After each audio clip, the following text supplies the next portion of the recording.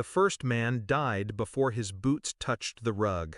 The second, slower, he tried to speak, tried to plead, his mouth only filled with blood. The third ran. I let him. I wanted to see who he'd call. He didn't disappoint. When the phone buzzed in his jacket, I pulled it from the still twitching corpse. One message lit the screen.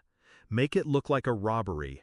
Make sure he suffers and begs for mercy. I stared at it for a moment. Not at the words, at the sender. Emma, my wife. A name that used to mean something warm. Now it tasted like metal. So I typed slowly, calmly. Job done. Bring the rest of the cash. Then I sat in the dark, waiting for her. She thought she was coming to pay for my execution. Instead, she was walking into my proof. The betrayal wasn't a sharp moment. It was a bruise that deepened over weeks, months, small things, shifts in tone. Her laugh when she thought I couldn't hear it. A locked second phone she never explained. My name never spoken when she was on calls, just him. I wanted to believe it was stress, work, burnout, disconnection. But I'd been trained to read intent beneath silence, to watch breath patterns, blinks, micro-expressions. Her eyes never flinched at good news. Her kisses stopped landing. And one night, I caught her looking at me like she was already burying me. That's when I knew. She didn't want out of the marriage, she wanted out of me. Permanently. I played dumb, played soft, the way she remembered me from before the military. I let her think I still balanced spreadsheets instead of breaking necks. Let her believe the guns were for hobby, that I'd grown too tame to fight. I installed a silent keylogger on her devices, monitored her calls, intercepted her emails. The texts came first. A burner phone, messages to an unmarked number, photos of my routine, times I slept, showered, walked the dog. She was planning it like a boardroom takedown.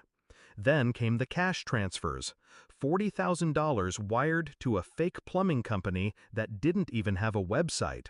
That's when I knew she'd pulled the trigger. That's when I stopped pretending. The night they came, I'd already prepared the house. No cameras, no alarms, just darkness and silence.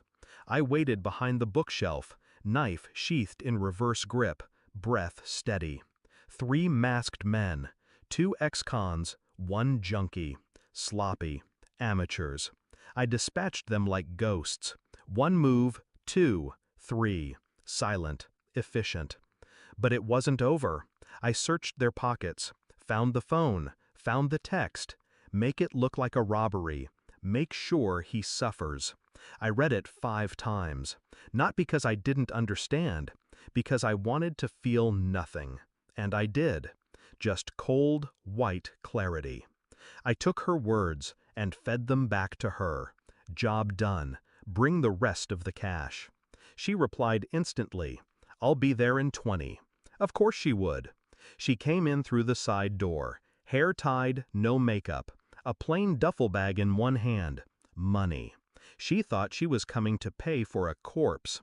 When she stepped into the living room and saw me sitting in the chair, alive, arms crossed, she froze. Her mouth fell open. No.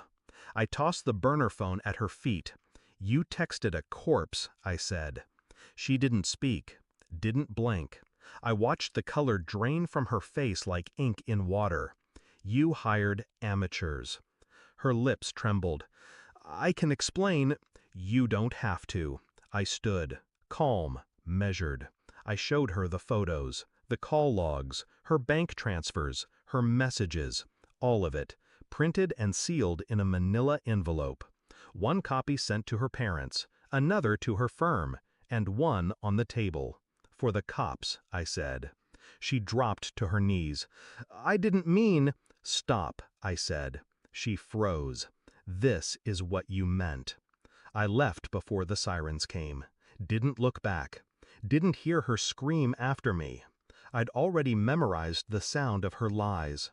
I never wanted justice. just the truth. She didn't want to leave me. She wanted me gone so she could keep the house, the image, the life. She gambled that I was weak. She forgot I was trained to survive. She'll remember that now. Every time she sees my face on the police report. Every time someone asks how she could live with herself. And me? I sleep fine. Because sometimes survival isn't living. It's reminding them you were never the prey. I wasn't supposed to be alive, but she'll wish I wasn't.